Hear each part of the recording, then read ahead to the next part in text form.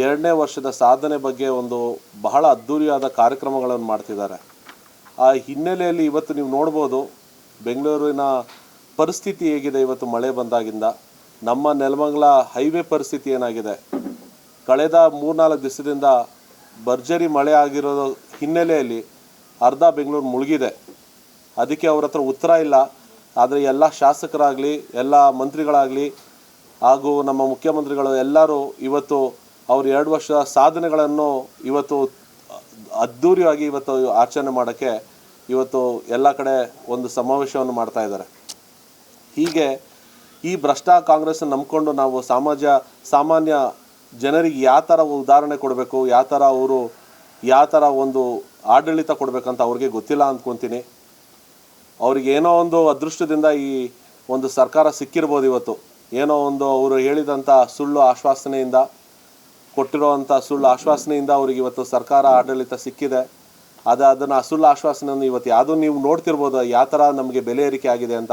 ಆಶ್ವಾಸನೆಯಿಂದ petrol diesel ಆಗಿರ್ಬೋದು, ದಿನಸಿ ಸಾಮಾನಾಗಿರ್ಬೋದು, ಅಥವಾ ಯಾವುದೇ ಥರ ನೀವು ನೋಡಿದ್ರೆ ಲಂಚ ಅಂತೂ ಯಾವುದೇ ಒಂದು ಚಿಕ್ಕ ಸರ್ಕಾರಿ ಆಫೀಸಲ್ಲಿ ನೋಡ್ಬೋದು ನೀವು. ಇವತ್ತು ಒಂದು ಚಿಕ್ಕ ಕೆಲಸ ಆಗಬೇಕಂದ್ರೂ ಲಂಚ ಕೊಟ್ಟಿಲ್ಲಂಗೆ ಕೆಲಸ ಆಗಲ್ಲ.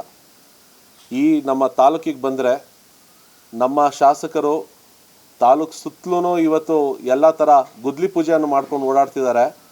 2 ವರ್ಷ ಆಯಿತು ಅವರು ಅಧಿಕಾರಕ್ಕೆ ಬಂದು. ಇವತ್ತು ತನಕ ಅವರು ಯಾವುದೇ ಒಂದು ಗೃಹ ಪ್ರವೇಶ ಥರ ಅಥವಾ ಒಂದು ಉದ್ಘಾಟನೆ ಅಂತೂ ಯಾವುದೂ ಮಾಡಿಲ್ಲ. ಸುಮ್ಮನೆ ಎಲ್ಲ ಕಡೆ ಪೂಜೆ ಮಾಡ್ತಾರೆ. ಸರ್ಕಾರದಲ್ಲಿರೋ ಎಲ್ಲ ಮಂತ್ರಿಗಳನ್ನ ಇವತ್ತು ತಾಲೂಕಿಗೆ ಕರ್ಕೊಂಬಂದು ಅವರು ಒಂದು ಗುದ್ಲಿ ಪೂಜೆಯನ್ನು ಮಾಡ್ತಾಯಿದ್ದಾರೆ. ಯಾವಾಗ ಇದನ್ನು ಉದ್ಘಾಟನೆ ಮಾಡ್ತಾರೋ ಗೊತ್ತಿಲ್ಲ.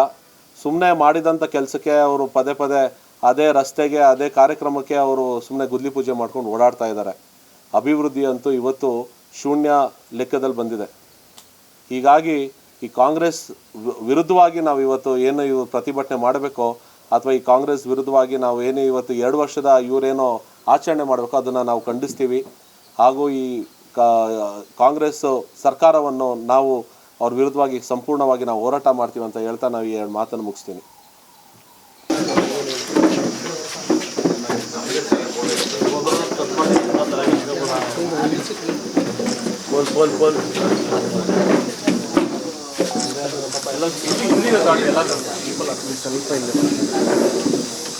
ಸ್ವಲ್ಪ ಮೊಟ್ಟೆನ